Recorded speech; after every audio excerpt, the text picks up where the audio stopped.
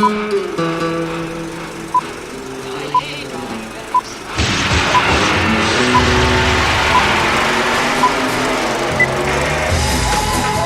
to the Reviews Without Remorse podcast with Joe and Dave. Be warned, the discussions in this podcast will contain detailed spoilers. For spoiler-free reviews of newly released films, please check out our channel Reviews Without Remorse on YouTube and VidMe. Enter at your own risk and enjoy the show. Unfortunately, no one can be told what Reviews Without Remorse is. You have to listen for yourself. My name is David, and I know Kung Fu. And with me is the audience's favorite copper top, Joe. What's happening, partner? I never understood that line, Copper Top, but we'll talk about it. It's very simple, but we'll get there. This is episode 94, and in this show, we will discuss in what is a sign that the Marvel Netflix era is truly over. Daredevil has been canceled after its strongest season yet. The second trailer for Captain Marvel has dropped and given a bit more of the story, and we will discuss. And then we head back to 1999 and review one of the most influential movies of the 21st century, The Matrix. How you doing, sir? I am good. How are you doing, my friend? I cannot complain. I am a little tired, but I've got work tonight, but I am feeling pumped to talk about this movie. Same here. Let's get to it.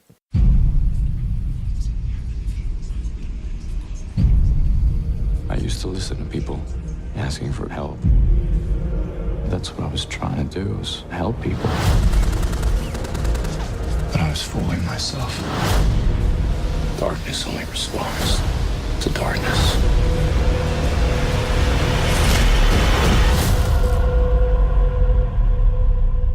I'm Daredevil.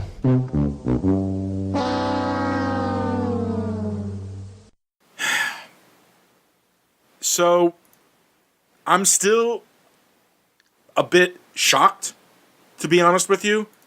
I can't believe that it's actually not happening. But Netflix has announced that Season 3 of Daredevil, which was, we felt at least, a very, very strong season, and an excellently plotted season, and set up a lot of great little things, it's not happening. It's gone. It's done. It's over. Mm-hmm. And this follows suit with Iron Fist shortly after its second season. Luke Cage shortly following its second season. Now we're losing Daredevil. And frankly, if you're losing the anchor, are we really thinking that Jessica Jones and The Punisher has a chance of anything after the next seasons that are coming, that they're still filming right now? No, definitely not. No. They are also headed for the chopping block. You can bet on that. First, let's dispel a couple of things, ladies and gentlemen. For those that are thinking, oh, they'll just bring it to Disney Play. No, they won't. Disney Play has been said over and over that it is going to be PG-13 at the highest. These are not PG-13 shows. These are very, very mature adult shows. You can't just shift the tone of the show because it's moving to another channel. No, this is a case of greed and someone's part.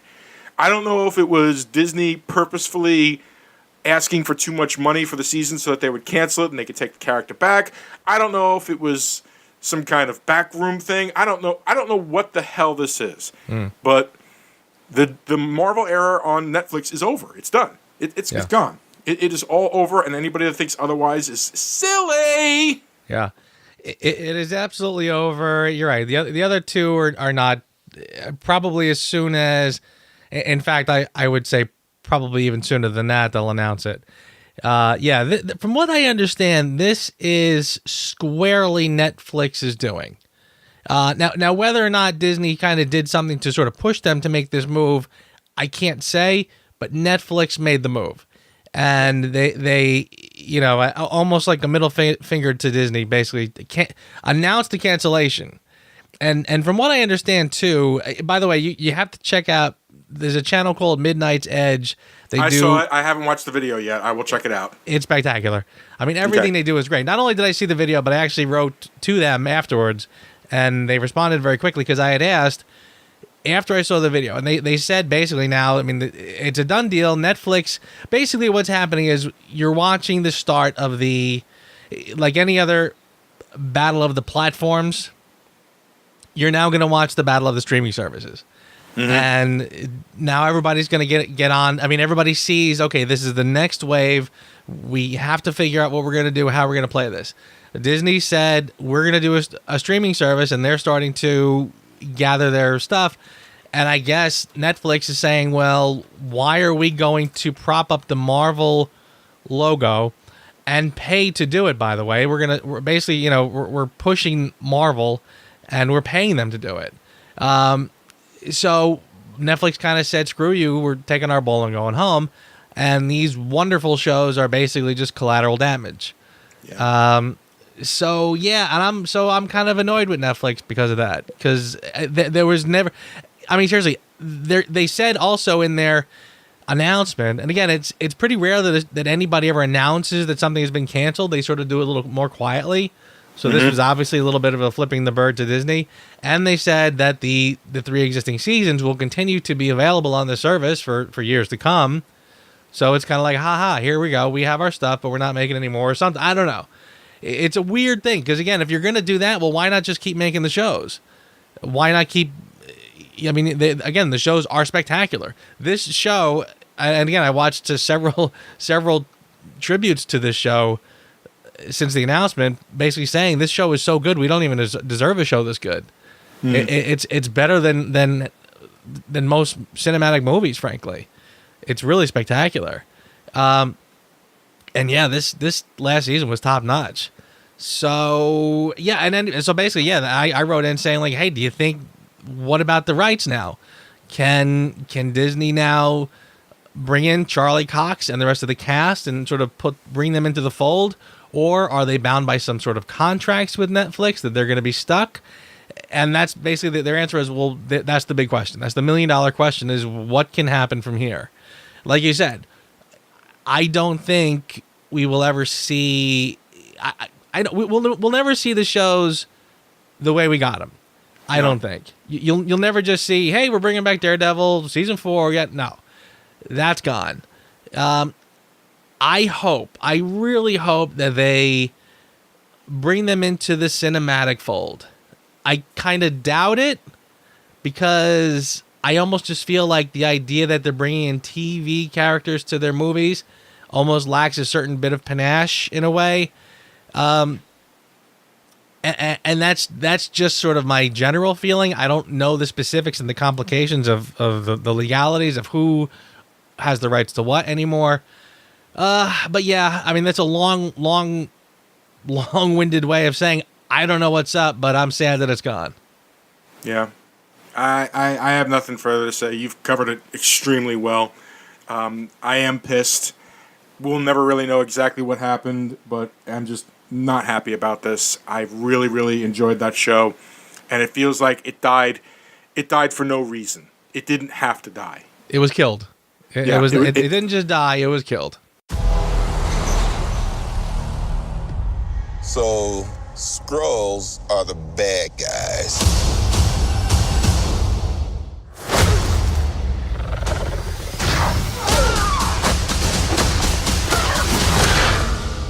And you're a Kree, a race of noble warriors. Heroes. Noble warrior heroes. So Carol Danvers, Captain Marvel, second trailer, bit more story. I personally can tell you, I'm excited. I liked a lot about this trailer, but I'm going to hold out to the man who doesn't know a lot about Miss Danvers. Joe, what did you think of this new trailer? Well, actually, it's funny because I was really hoping you were going to go first for exactly that reason, because I don't know a whole lot about it. All right, I'll go first anyway. It's all right. Okay, so a couple of things that popped out at me as I was watching this trailer. A part of me was almost disappointed that they followed up from the first trailer where she punched the old lady you know, you and I both knew, okay, that's definitely a Skrull, and I kind of was hoping that they would stick with that for the audience to be surprised in the movie. But I guess I can kind of understand why they didn't stick around with that. But yes, still nice little quick fight on the subway. The interactions with her past, how her past might deem her future. The one shot, oh my god, I don't know about you, but I got freaking excited, where they show her sitting in the pilot seat and she gave the little thumbs up to the pilot next to her, and the pilot, Miss Maria Rambeau. Yeah. Photon. That's Monica Rambeau's mother, and Monica Rambeau is known was Captain Marvel during the Secret Wars, dude. Oh, right. Okay, yes. Okay. Yep. So yeah, and her current name is Photon. She's called Photon now, but I think she might be called Spectrum. I think that might be her name right now. But yes, she's still very much involved in the comics. But oh yeah, they definitely did that because their two history is very connected. So it's really cool that they introduced that character. Yeah. I love the look. I loved some of the action. Oh my god, I freaking love that they went with her mohawk helmet. I love it, and I loved how it looked. I loved when it came up down, that her hair just kind of like poofed down as it came down. Loved all of that. Yeah. I'm on board, but I'm a geek for Captain Marvel, so that's just me. Yeah. I had the same vibe.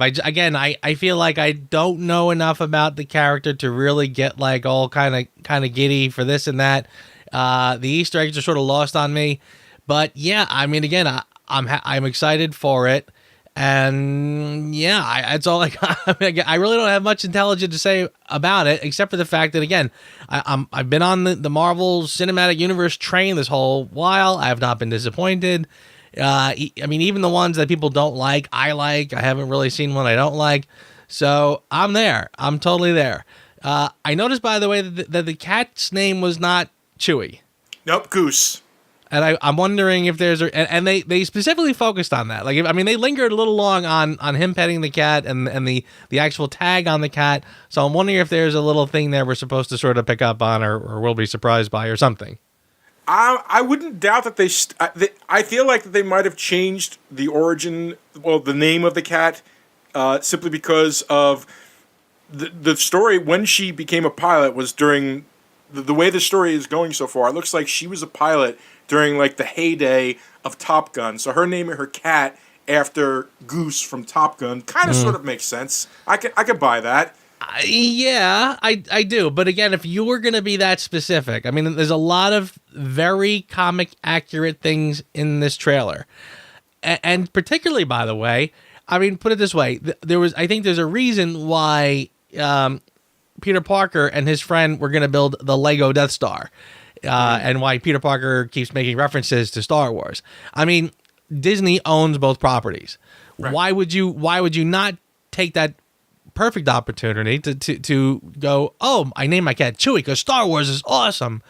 So I kind of feel like the fact that they changed it is almost like a teaser, like that. There's something about I have a hunch there's going to be something behind that, and that we'll probably learn, or maybe that's not even the same cat or something.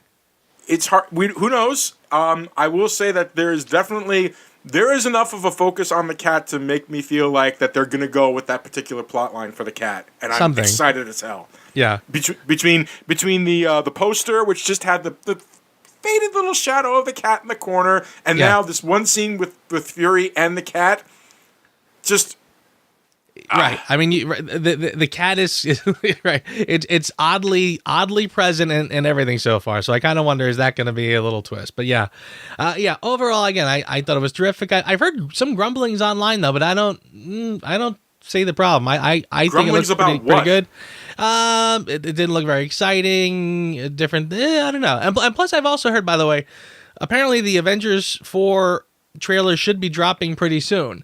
And I heard a little bit of grumbling that trailer hasn't dropped yet, but we've gotten 2 of these, to which I'm like, what?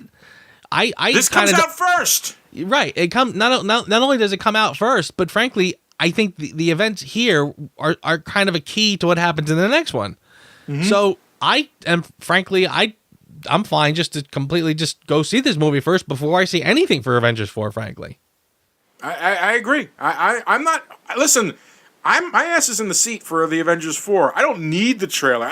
I Right? want to see it because, of course, I'm curious, but I don't need it. And Calm I down. could frankly, I could, if I don't have any spoilers before seeing it, I'm fine with it. So, Yeah. But yes, no, the trailer looks outstanding.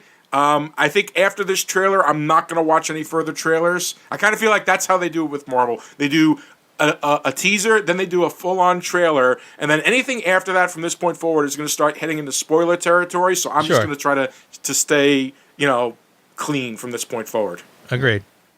But yep, I'm excited. I'm glad to see it.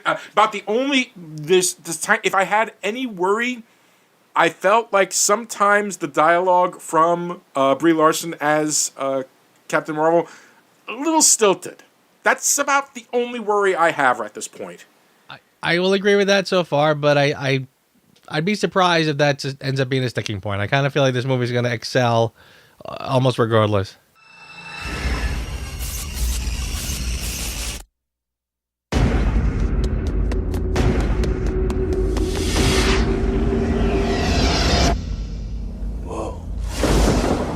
Have you ever had a dream, Neo, that you were so sure was real? What if you were unable to wake from that dream? How would you know the difference between the dream world and the real world? What is happening to me? The answer is out there, Neo. It's the question that drives us. What is the Matrix? A computer hacker learns from mysterious rebels about the true nature of his reality and his role in the war against its controllers. Written and directed by the Wachowski brothers, although I guess they're sisters now. That aside, 1999's The Matrix.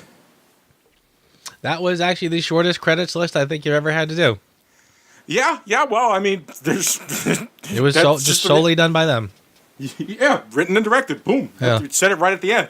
Yeah. I used the Wachowski brothers because that's what they would call themselves back then, before they, did a gender reassignment between the two of them. And that's not the story. We don't want to focus on that. Let's focus on this movie. This movie that is hard to show people who weren't around in 1999. Not because the special effects don't hold up. Surprisingly, they do. Yeah. Not because the story isn't compelling, because I felt the story still is a compelling and impactful story. But because so much of the action that happens in this movie has been aped numerous times.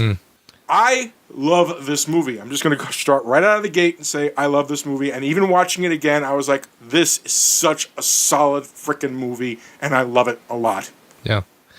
I completely agree with everything you said, especially about it's been imitated so often that I think anybody watching this now for the first time would say, oh, well, this is a ripoff of something else. Like, no. They all got it from here.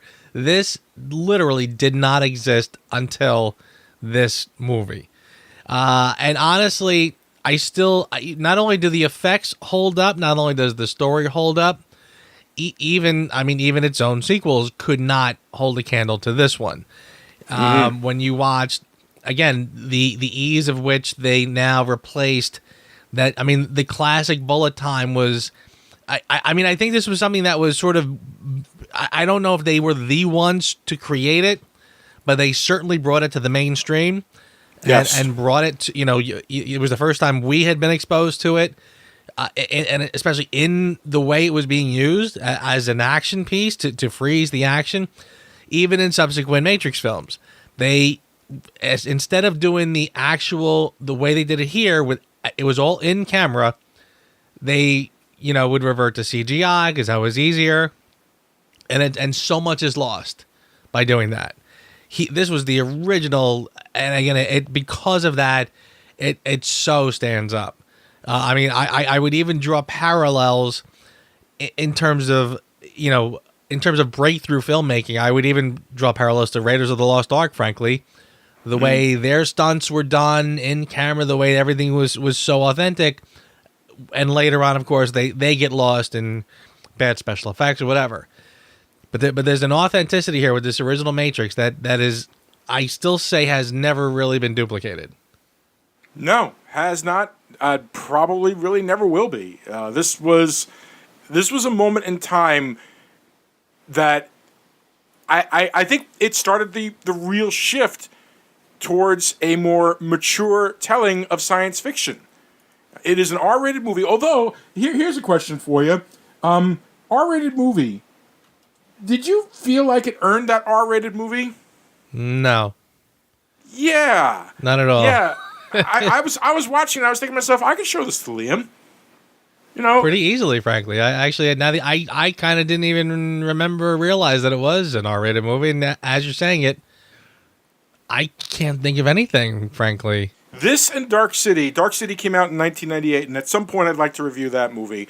These were the first two of the gothic / seriousness / hyper realism of science fiction. Those two were the ones that started it. Dark City was first, but The Matrix cemented it. It brought about. First of all, the entire idea behind the movie was that the Wachowski brothers wanted to do an anime in real life. And I mean, the influence of anime is all over the damn movie. All over the damn movie. Very, very Sure. easily to see. And they invented a whole new genre, so to speak. You know, cyberpunk meets science fiction or whatever. I couldn't even begin to come up with the idea of where it came from. But in 1999, we never saw anything like this, ever. Yeah. There was just nothing like this. You know, the idea of doing a movie, and the marketing at the time was brilliant. They never really said anything exactly it's called The Matrix, and all the advertising was unfortunately nobody can tell what The Matrix is. You have to see it for yourself. Brilliant marketing. They never once in any of the commercials even gave a hint as to what was happening, why these people were fighting or anything like that, or anything along those lines. They gave almost nothing away. And my expectations were relatively low because of that. I didn't watch anything about it. I was like, okay, well, you know, let me see this. Keanu Reeves. Keanu Reeves at the time was kind of a joke. Sorry, folks. At the time, he was kind of a joke. Yeah. Okay? He hadn't done it. He was Johnny Utah at most. He was Jack Traven in Speed. These were the things that he was known for. He hadn't really done anything. You know, every time he tried to do something serious, you rolled your eyes. He did Little Buddha. It's like, really? Keanu Reeves? He was Jonathan Harker and Dracula. Oh, boy. Oh, my God, with that terrible, terrible accent. Good Lord. Much Ado About Nothing. I mean, this was not a good time in his life. Now, the rumor was that he was the second choice, that originally they wanted to go with Will Smith, or at least I think he was the first choice of the Wachowskis, but the studio wanted Will Smith, and Will Smith turned it down. Thank you, Will Smith. Yes. Yeah. That's, oh boy. And it's funny because especially around that time, I would have actually said that those two were fairly interchangeable, frankly. In fact, I probably would have even given it to Will Smith as having just a little more charisma. Mm-hmm. But boy, would this have been a different film with him in it, and not for the better for any at all. No, I think not at all. I think that his aloof delivery works perfectly here. You need a blank slate for this character. This is one of those kind of main characters that you need a blank slate that you can project yourself onto, I think. Mm-hmm. He needs to be, for the first part of the film, he's kind of a deer in the headlights. Doesn't have any idea what's going on. And of course, we as the viewer, we're experiencing it through him. Right. And yet, if he had a bombastic personality, if he was quippy, if he was funny, if he had a lot of personality, it wouldn't have worked. Yeah, I agreed. I think that he was the perfect casting, and frankly, I think he played it very well. I think even watching the kung fu scenes between him and Lawrence Fishburne, Yeah. I'm still amazed at the moves that they had. Oh, sure. They were solid moves there. It was really good, and I bought him. I bought him as this Yeah. quote unquote Christ-like figure who is going to free the humans. Yeah. Honestly, I think now you can look back. I think of Keanu Reeves now as, more of like the John Wick. Mm-hmm. Like that has, if nothing before that movie has made me a Keanu Reeves believer. And again, Keanu Reeves is a guy who's been around since I was in my early 20s. He's been around for decades. But now looking back, I can see him. He really did put his heart and soul into that character. From what I understand, he spent hours and hours and hours, months learning kung fu. Oh, yeah. Learning to do his own, all of those stunts himself. So, he poured himself into that role. He did. Did you also know that when the box office came in and he got his bonus check from the box office, that he gave it to the special effects companies? No, I did not. Oh yeah, he did. This is something that happened. He felt bad. He felt like they were the true stars of the movie, so he just gave the bonus to the special effects companies. Wow. Just gave it to him. I do know. He is an extremely altruistic person. Yes. I am aware that he is. He's a guy who really deserves a lot of praise and admiration for the way he lives his life and the way he conducts himself. That's for damn sure. Still, he isn't like the world's strongest actor, but he has charm, he has personality, and under the right hand, he works really, really well. And here is like the rightest hand he might have had up to that point. This was the perfect part for him. I agree. I definitely agree. And he's surrounded by amazing actors all told. Yes, big time. I think as long as we're going to talk cast, I think one of the unsung heroes of this film is Carrie-Anne Moss. Yeah, agreed. I Maybe think even of the trilogy, but we'll get to that. Yeah, I think she is absolutely tremendous, and I think she's really underrated. I think she is spectacular, frankly, and she's another one. As I was watching this again, I kind of had one of those every time, especially now as we're sort of getting grumpy watching all the the Last Jedi and the Ghostbusters remake, and they're kind of they're jamming all the strong female leads and stuff. And we're all sitting there going wait, what are you talking about? We've had magnificent, strong female characters for decades. And this one I kind of feel like almost gets lost in the shuffle.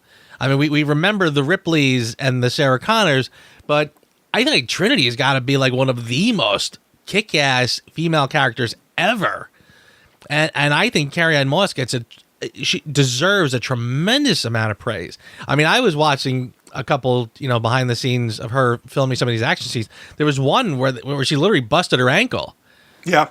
They showed her take a hard landing, but you saw it happen, and she starts not screaming, but she starts going, oh, and but more than just crying, oh my God, I broke my ankle. She was going, oh no, realizing that she had done something, and you could tell she was more concerned about the shooting schedule. She's more concerned about getting her shots done, not so much the injury to herself.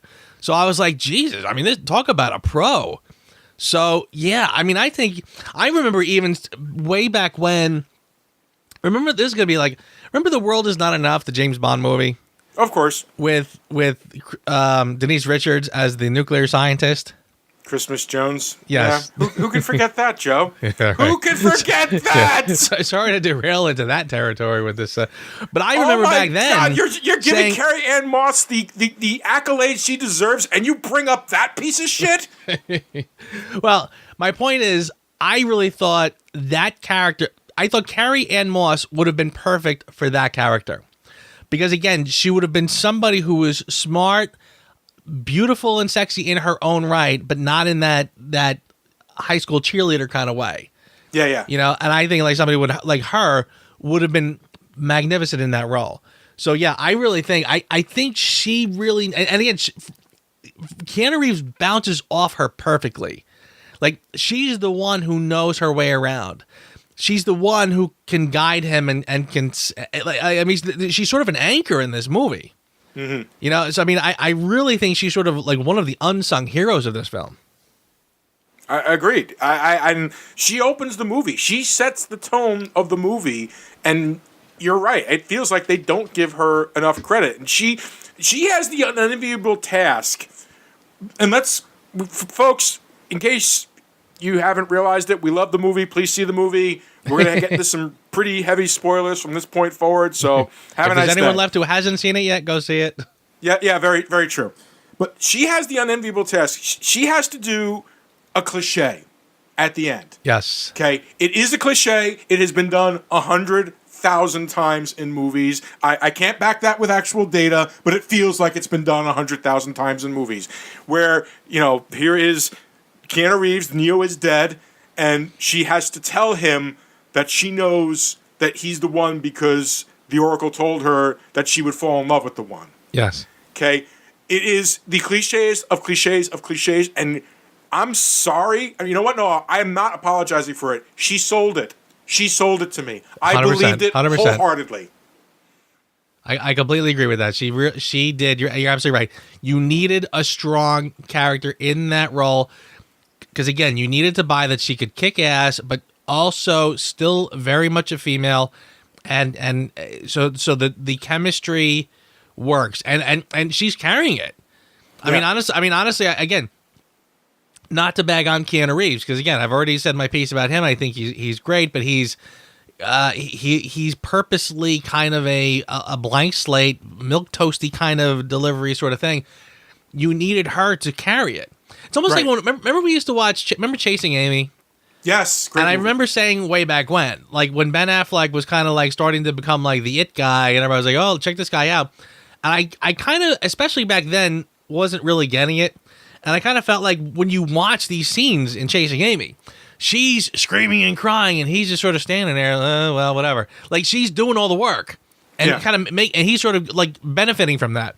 Well, here's sort of the same thing, where I really feel like she's the one with the acting chops, who's really doing the work and can play, like you said, such a complex role that it works, and she's able to sort of fill the void that again he has the blank slate isn't really fulfilling. So again, accolades for her for all of the heavy lifting, frankly. Agreed. She did. She had the unenviable task of doing the emotional heavy lifting that can be easily dismissed or considered cliche by anything else, but she pulled it off in all of it. She didn't over dramatize. She didn't, you knew she really liked him, but it was never like this long pining thing or anything like that. Yeah. She did it in ways that made sense. That made sense for both her character and for the entire tone of the movie. She didn't sit around making go-go eyes. I mean, you barely would have even caught on.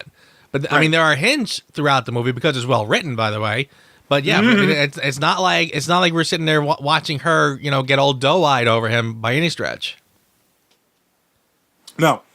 All told, the woman deserves a heap ton more praise than anybody else has gotten in this movie. Mm-hmm. I mean, maybe on top of the writing, on top of the direct, all that. She is truly the unsung hero of this movie, potentially the trilogy, but we'll get to that as the movies progress.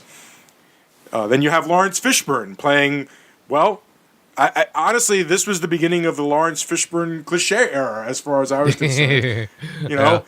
I remember him. Do you know what his first movie was? Like his first big acting role was? Apocalypse Now. That was like a. He was in that. that. Okay, yeah. Okay. Yeah, but his first like real, relatively long. He was just like a small character in that. But his big thing was Death Wish 2. Okay.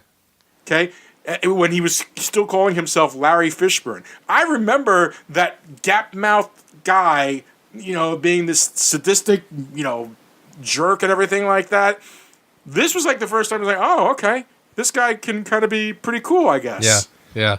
He is spectacular in this. I mean, it's one of those roles where, again, he's just like, somebody realized that he was just born to play this part, and they put the right person in the right part, and he is spectacular at it. And I can't imagine. It's one of those roles where I can't imagine anybody else doing it. No, not at all. The last movie I remember really enjoying him in was Searching for Bobby Fischer.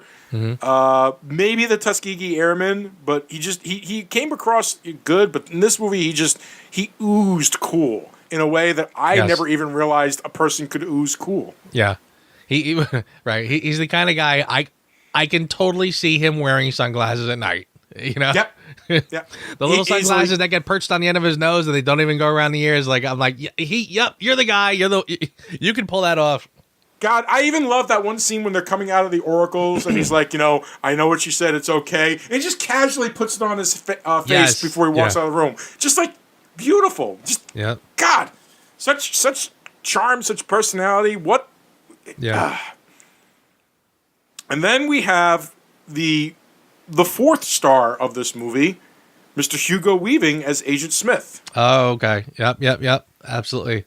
You can't not bring up Hugo Weaving. That speech when he's trying to get the information about the codes for Zion that he makes to Lawrence Fishburne is outstanding. And the way he just acts, like that combination of smug and disgust at the same time. Yes. Like even the one point where he like wipes the sweat off of his head and kind of shoves it up his nose to explain to him the smell. It's the smell. Such God. a great this zoo. Oh my God. Yeah, that is such a great monologue. Again, it's so funny again because they go so off the rails in the sequels, and again, not to jump ahead, but here, honestly, every word of dialogue is so great, and you literally hang on every word where you're just like, wow. I mean, it's just so well written too. I mean, it's absolutely amazing, and you're right. I can't imagine anybody else in that role either. I mean, he is spectacular in it. The thing about this movie that makes it so amazing, even remember how I was talking about with Doctor Strange, that the exposition sometimes kind of pulled me out a little bit. Sure. Now, that movie had a decent amount of exposition. This movie is like an exposition dump. Because there is a lot to like try to get a handle on with this movie as they're explaining it. And yet, I never felt bored. I always felt fascinated. The way that they would film it, the way that they chose to do the exposition scenes with training scenes and stuff like that. That scene with the lady in red and the Don Davis music. God, that music. Oh my God, the whole soundtrack is spectacular. Yes. Serious, and another huge influence. I mean, my God, there was so many musical beats that happened in the movie. It's like, oh my God, they use that for trailers now. Yeah. Yep. And not to get off track, but just to kind of pay homage, but this film spawned the Animatrix. Yes, another great movie. If you haven't seen it, the Animatrix is a set of several short animated films with different styles of animation and basically based on the world of the Matrix in some way. I swear to you, I've been listening to the soundtrack to that is awesome. I mean, I could be listening to the soundtrack of this just as easily, I think, but that one I feel like sort of gets me even a little more even. But the music for this is just absolutely spectacular, and it really does everything about this film is correct. It all works, and the music is a big part of it. The editing is tight. The screenplay is truly one of the best screenplays that has come out of the 90s. This is one of those films I can't imagine if there's... I've never seen a deleted scene. I can't imagine that there ever would be, because I feel like everything about the script is so perfectly tight. Yeah. It just perfectly tight. There's no filler. There's no moments of feeling like, oh, well, they probably could have cut that. I, in some ways, wanted more. I mean, and I knew everything that was going on. Yeah. I just was like, wow, I just really wanted more. And every frame of this film, I feel like leads to the next thing.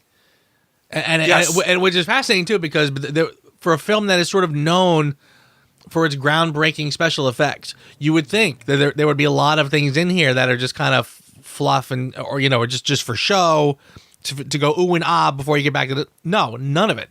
everything in this film is part of the story. Yeah, and perfectly adds to the story as it goes. There is nothing in this movie that made me feel bored.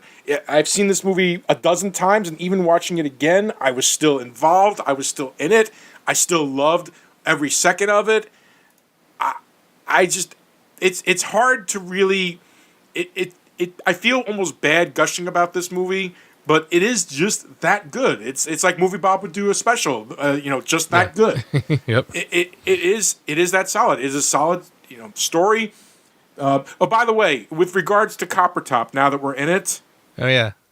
you said I didn't get that. Yeah. Duracell, the Copper Top battery, Yeah. I get that. But what does that have to do with? because because humans they're- are basically batteries. Yeah, but aren't they all? Well, no, they weren't. They're woke or whatever you want to call it. They're not a part of Okay. All right. of the Okay. fields anymore. That's so a good. Yes. Okay. Okay. Because remember, one of the things that they teach, that they tell you, is that as long as they're connected to the Matrix through the crops, Yeah. they're a potential to be taken over by an agent, and they are the enemy. Gotcha. Okay. Very true. So there you go. Glad I could answer that question. Yeah. So yeah, we should talk about the. I want to say the philosophy of the film. Jesus Christ. Yeah, right. Roll me a joint. Yeah, right. Do we have a couple more hours to talk about this? We Yeah, technically only have about 10 more minutes. Yeah, and there's no point in even trying to get that deeply into it, really. What I love, in fact, even instead of talking about the various philosophies that it sort of apes off, honestly, one of the things I just love about this film is that it creates a world with rules. Mm-hmm. And for the most part, I believe that the rules they play by their own rules. In fact, honestly, I sort of have flashbacks of when my brothers and I would see the newest Back to the Future movie. For at least 2 hours afterwards, we would be talking at length about time travel, how this would work, and what would really happen, and who would end up here, and would there be two of you, yada yada. Just going on and on about the ins and outs of what's what. Right. Here, same thing. I feel like you could watch this and spend hours talking about the rules in the Matrix, like what it is, how it works, how it would function, that sort of stuff. And I kind of feel like that's one of the amazing strengths, the world building. I almost feel like that's sort of an unsung thing. In fact, I'm kind of surprised. I wouldn't even doubt it if somebody at some point in the near future, again, they're remaking and reawakening everything, pun not intended. I'm surprised nobody has kind of gone in and say, well, actually, I take it back. I did hear that they were talking about doing a prequel with young Morpheus, and I did hear that their natural go-to is Anthony Michael Jordan. Michael B. Jordan? Michael B. Yeah, sorry about that. Okay, I love the guy. We gushed about him with Creed last week. He is a tremendous actor. Yeah. He had the best emotional scene in Black Panther Yeah. of all the actors. Yeah. But really, do we need this? Well, first of all, it's kind of getting to one of those things like, okay, guys, there are other young black actors. He's terrific, but he is kind of becoming the go-to guy for everything. He's almost becoming the new Will Smith. Denzel. There you go. Yeah. This generation's Denzel / Will Smith. Yeah. Yeah. But I kind of was like, do we really need it? I don't see why not, I suppose. Honestly, that's a pretty interesting story. I'd be nervous that they would goof it up, but that's, I guess, every time you hear that. But let's assume that they can do it right. That's kind of worth exploring, I think. The idea of when Morpheus woke up, in fact, actually, there's almost a Creed-esque kind of a way you could look at that, really, to go back to when Morpheus was the new kid on the block. Right. And now it's his story, and he's the new guy for a while, and he has to learn about the Matrix. So, yeah, okay. Anyway. Interesting, I suppose, but I don't have an interest. Yeah. like I said, it's one of those things you hear it and you be like, but they'll screw it up. So don't bother. Yeah, as they tend to do. Another thing we need to point out is the outstanding cinematography by Bill Pope. Oh my God. The look of the film. I mean, all of it bathed in that old CRT monitor green. Yeah. Oh, yep. is that great? I mean, that's perfect.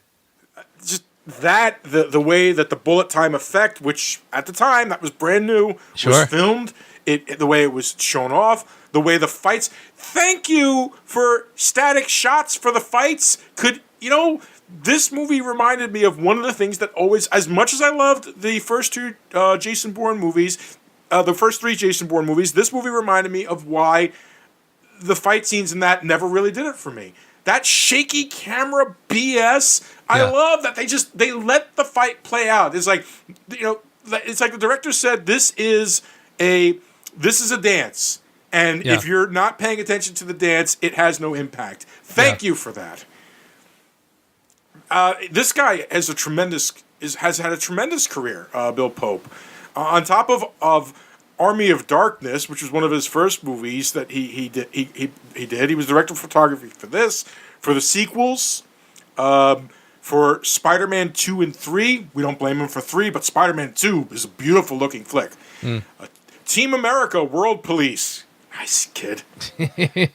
Scott Pilgrim versus the World, The World's End. This guy has had a great career as a cinematographer, and this was the impetus of that career. Yeah. And good for him. He even did the Jungle Book, dude. The most recent Jungle Book. Okay. This guy is still working, and supposedly is the cinematographer for Alita, Battle Angel. Okay. All right. That's a plus. I mean, again, the visuals of this film, like you said, like a real live anime.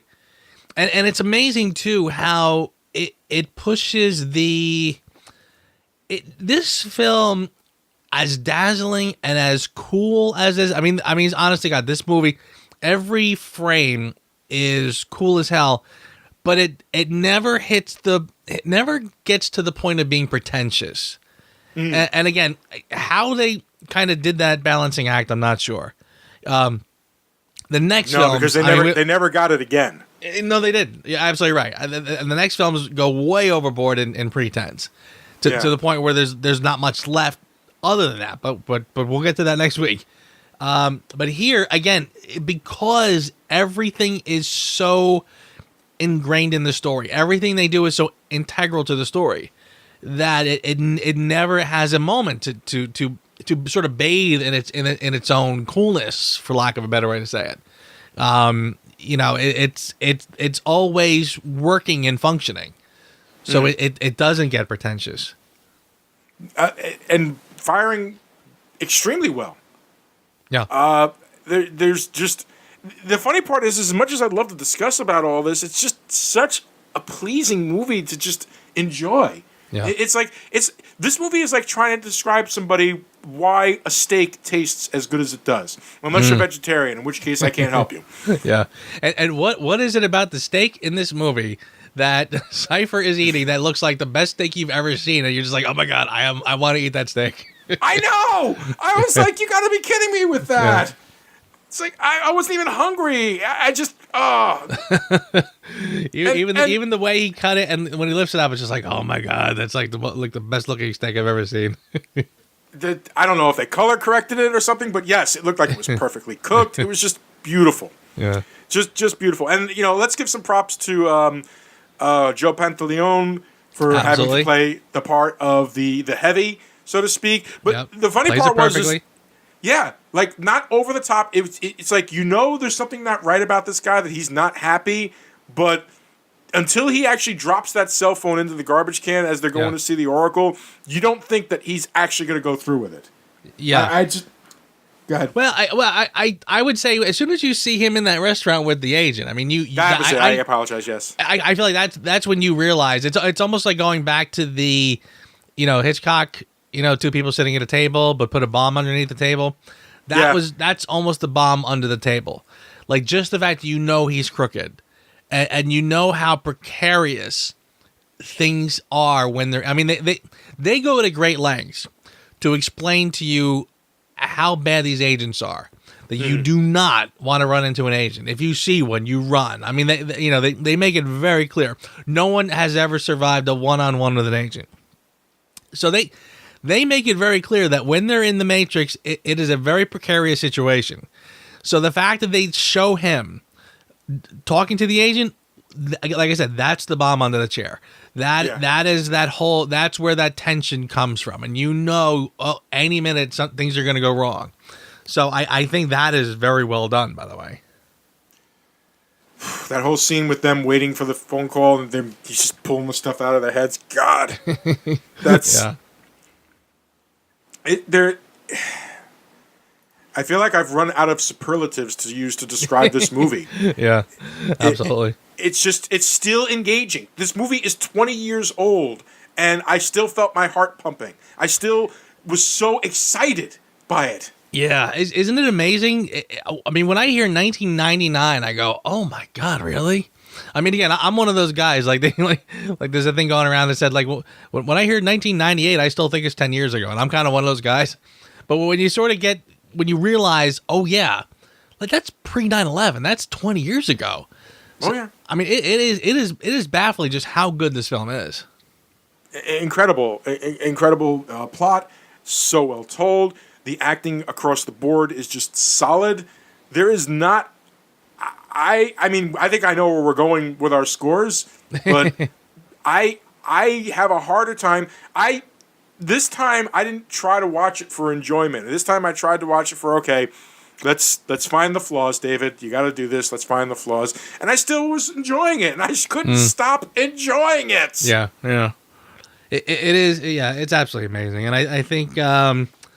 I got a couple points that I'll say from my when we get to our segments, but yeah, it is honestly, I kind of feel like this film doesn't really get the respect it deserves. Like, on one hand, I think it's one of those where you take for granted, everyone knows it's great, everyone knows it was groundbreaking, and they kind of just sort of like, okay, now let's move on.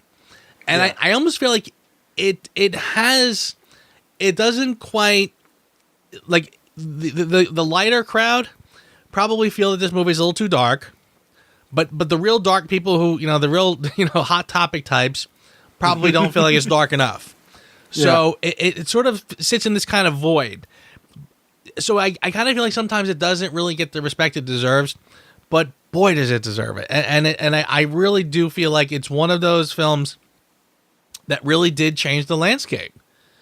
I don't think I'll put it on the same level as like a Star Wars or something else. But truthfully, this really was incredibly groundbreaking and does, again, I think one of the things that really, the world building part, like when you can create a universe that you can sort of understand and really get a feel for, so a place that you could walk around in. And again, I think Star Wars, I think Blade Runner. I mean, this one really does it, and you have to give it props for that. The Matrix is the world that has been pulled over your eyes to blind you from the truth. What truth? They're watching you, Neo. Human beings are a disease. You are a cancer of this planet. And we are the cure. Get me the hell out of here! Welcome to the real world. And speaking of props, we're at that time, my man. Okay. So who's going first? Like I said, I don't think it's going to be a shock. I'm gonna take it first because look, I have gushed about this movie. We have gushed about this movie. We have talked about the strong performances. We've talked about the incredible groundbreaking special effects, which to this day, still hold up. It's rare that a movie, people talk about how Jurassic Park's special effects still hold up. And a part of me is like, well, of course they still hold up. It's Steven Spielberg. He's going to, elevate it to a whole new level, and he's going to be exacting and stuff like that. This isn't a Steven Spielberg film. Nobody knew who the hell the Wachowski brothers were when this movie came out. Nobody. Maybe a handful of cinemaphiles had seen Bound with Jennifer Tilly and Gina Gershon. Okay? Maybe that's where they might have known about it before, but nobody really knew who these people were. This movie cost $62 million to make, and even in 1999 money, that's not a lot of money for what we got on screen. Yeah. And in fact, if you probably heard the story, they started out with a lot less. Yeah, but wisely, they poured a lot of their budget just into the opening 10-15 minutes alone, and basically showed that to people and said, look, here's what we can do if you give us a budget. And basically they got the rest of the budget to do the rest of the film. Yeah, that's confidence on their part. That's when you got something great. Thankfully that they did something like that. This movie to me is a 10. I am that enamored with this movie. I could not find anything about this. Anytime I thought to myself, well, here's an inconsistency, here's something that didn't work, I couldn't find it. Or it either previously or later on in the movie explained it in a way that I felt satisfied with it. Yeah, hell yeah, I gave this movie a 10. I'm right there with you. Again, no surprises, because again, you watch this film. If you can find me something that's wrong with this film, somewhere where it. Huh? I'm going to debate that. Yeah, I literally cannot find a flaw in this film. I think it is literally perfectly executed. Again, it's one of those stories. I mean, even you talked about the cliche at the end. She falls in love and basically wakes him up with the kiss, brings him back from the dead. But if that story didn't work so well, if it wasn't so wonderfully structured, that wouldn't have worked. You couldn't have just pulled that out of your rear end, and said, okay, here's a little trope. We're going to no. Because the whole story works is why everything comes together at that moment. And I mean, it's such an exciting film, such an exciting, I almost feel like I will say this, even though I don't have a who asked you, excuse me, if I had to come up with something, it would have been the moment at the end where he takes off and flies off. Which to me is kind of like one of those just sort of afterthought moments, kind of like at the end of Back to the Future, when they just, oh, Marty, it's your kids, and they just take off, whatever. It's not really meant to be a serious, idea, but it does paint you into the corner, and then when they come back for sequels, they have to sort of acknowledge that and run with it. Yeah, I kind of feel like that was more of just sort of a visual wink to the audience as the movie was ending. Anyway, like I said, I think the whole thing does work spectacularly, and it gave us something we never saw before, and it did change the landscapes of film going forward. And it's just, frankly, just one of the coolest, most kick-ass films I've ever seen. So easily getting a 10 with no hesitation. Agreed. I'm not gonna argue with you on that. That is a good point. I kind of feel like that flying thing was just their way of capping it. I don't necessarily think that they really thought for sure they were getting a sequel. I figured they just threw that in there. The hell with it. And then they were stuck with it when it was like, okay, now write a sequel. It's like, okay. Yeah. I feel the same way, and it's interesting that we're talking about that. I have always sort of suspected that this film was just done as a standalone, not with the idea that it would really take off and be what it was, and that they'd end up writing sequels. Because you do sort of get that vibe from 2 and 3, that those are kind of like a 2-part sequel, which really they are. Yeah. But again, they kind of take a life of its own. Like I said, that's next week and we'll get to it. But yeah, I felt like that was almost like just the last little fleeting shot, the wink of the audience, and that's it. It wasn't really meant to be that serious. So I kind of regret that when the sequel time came, they took that as gospel and ran with it. Yeah. Well, they didn't really have a lot of choice. They kind of that's the sad part is that him taking off made a promise that if they didn't keep in the sequels, then we would have complained about, well, whoa, what about that at the end of the first movie where he flew off, you know? Yeah, that's true. I wish they kind of dismissed it some way and said that was like, well, that was a training program, or that was it wasn't really happening. It wasn't literally flying. Something. I wish they kind of toned that. Yeah, but Yeah. it caps the movie perfectly. I think it's a great shot to end on, but Yeah. Well, Bub, we don't have a Who Asked You, but how about for your consideration?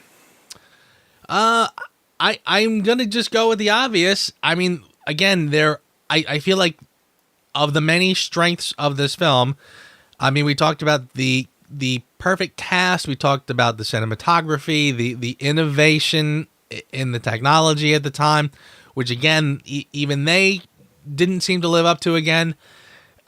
It all just fired on all cylinders, and I think this is one of the most flawless films and most exciting films I can remember. And I'm gonna pay tribute to the Wachowskis. Mm-hmm. I really do think. I mean, you can't. I kind of feel like the Wachowskis right now are kind of going in like the M. Night Shyamalan, where you started out on the top of your game, where you were the up and comers and the underdogs, and you were totally at the top of your game to get out and get recognized and do something spectacular, and then you kind of hit this dip. Mm-hmm. And I kind of feel like if you give them enough time, they'll probably have a comeback and get back to form. See, it's interesting too because, and not to sort of go down, like again, we know that both of them have transitioned and they've become female. Right. Normally, I would say, your personal business is your personal business, and I could care less. Right. I do feel that because they were kind of living this way, I kind of felt like that brought something to the script where you could speak to the voice. Again, the whole point is, don't you feel that, that you're like, I mean, it's almost like that the monologue that Morpheus gives to him, you feel like something isn't right. It's kind of one of those things that's burning in the back of your brain. It's like an itch that won't go away. Mm-hmm. And it's almost like you're sort of speaking to every high school kid, like don't you feel like the whole world is sort of wrong and you're the only one? Yeah, yeah. But I kind of feel like that added sense of not quite fitting in probably did give them an extra sort of insight to be able to write that character in that way, to sort of appeal to people who don't quite fit in. And I think that's actually pretty interesting in this situation. I feel for them. And I almost wonder, is that part of the reason why they can't seem to do much since? Because now they've since transitioned, and now they're a little more comfortable in their own skin. And maybe they don't have that kind of struggle that they once had. And maybe that's part of the issue. I don't know. But again, I really just feel like these two really deserve a heap of credit for creating something so spectacularly and being able to execute it so masterfully. I mean, and again, is it their first film? It's not their first film. Their first written and directed film was Bound. Right. Okay, you're right. Yeah. But again, but this was like the first big project that they took on, I think. I mean, that's a fine film, sure. But, but this is something else. So I like I said, I really just think that they deserve a ton of credit, and I can't sing the praises high enough. I'm going to give you that because originally I was going to go to that, but you got me this week, so I am just going to go with the outstanding, groundbreaking visual effects for its time. Yeah. From a company that wasn't called Industrial Light and Magic, this was true magic. Something new, something different. For the first time ever, something like this was seen. And I still find myself in awe. And the fact that here we are 20 years later, and they're still looking so gosh darn good. Dude, nobody can claim that fame. Yeah. Nobody can. Hardly any movie actually translates 20 years later with their visual effects or even with their story. And you've given the proper respect to the people that gave us this story. So I'm going to go with the ones that gave us the rest, that without which they wouldn't have been able to tell this story. So, yes, I'm giving it to the special effects crew. You guys worked your butt off to the point that Keanu gave you his frickin' bonus check. Right. Right, and rightly so. Absolutely. Yeah. Absolutely. I completely agree with that. I think you're right on. I mean, again, we things we had literally never seen before that we take for granted now, and it's been so overdone and misused since. But here it's just absolutely spectacular. I mean, I love, the shot of him. The climax on the top of the roof is just amazing with the helicopters and everything. Oh God, I yes, yes. Good Lord, is that amazing? And the one, Trinity help, and the guy shoots and he flips back and the bullets whiz by him. And I just, even beyond that, I love dodge this, boom, and she blows the guy. But that shot alone, that slow motion shot of the guy when he's his feet go up off the ground and she's standing there just badass. You know what I mean? Like you can't beat that. You can't beat that. That is like such an incredible moment. I tell you, Bill Pope almost got my props for this one because there's just so much visually appealing on the screen. But Completely. I had to give it to the effects guys. Totally. I had to absolutely give it to the effects guys. Okay, but, and unfortunately this is a but, next week, things take an interesting turn in The Matrix. It's kind of like, the Wachowskis said, okay, we got it. We're done. Oh, you want a sequel? More stuff? Okay. Okay. What else we got in our bag of tricks here? Oh, it's empty. Well, here. Well, I wouldn't necessarily say empty, but I think they hit their foundation and made it crack in this one. It crumbles in the third one, but we'll get to that. Yeah, right. And I'm actually looking forward to talking about the next two because honestly, I don't think I've seen them since I saw them in the theater. I mean, I remember racing out to see these when they came out. Oh, yeah. And walking out going, okay. But yeah, I don't think I really paid much attention since. So I'm kind of looking forward to revisiting and exploring what exactly is going on there. I agree. I'm kind of hoping that, since we've had such distance, maybe we'll see something different. Let's hope. Okay, sure. All right, but until next time, ladies and gentlemen, Joe. Well, here we go again with the start of a strong series. Well, that's the thing. We picked a great series, and they all start out. Again, they wouldn't be franchises if they didn't start out with a home run. Yeah, we'll see what happens next week. Yeah, indeed. Until then, good night, ladies and gentlemen. Good night, sir. Have a good one. Thanks for listening to the Reviews Without Remorse podcast with Joe and Dave. Join us here every Thursday for a new episode. And be sure to check out the Reviews Without Remorse channel on YouTube and VidMe for spoiler-free reviews of new releases, as well as in-depth discussions of current and classic cinema. If you enjoy this podcast, please consider becoming a patron. You can find our page at patreon.com. As little as $1 a month goes a long way. All clips in this podcast are used for commentary and critique, and is considered fair use. No copyright infringement is intended. My name is Neo, and I'm going to beat you, robots. My name is Constantine, and I'm going to defeat you, demon. I'm the guy from Speed, and I'm going to stop you, famous character actor Dennis Hopper. Hi, I'm Keanu Reeves. I've beaten the world of acting, and now I'm going to beat the world of breakfast sausages. They're tasty. Don't believe me? Listen to these breakfast fans. Oh, hello. I did not notice you there. I'm a fan of sausage. I like Keanu's sausage the best. To eat, they're so juicy. I can't start the day without an amazing sausage in my mouth. That's where Keanu comes in. Whoa, that's good sausage.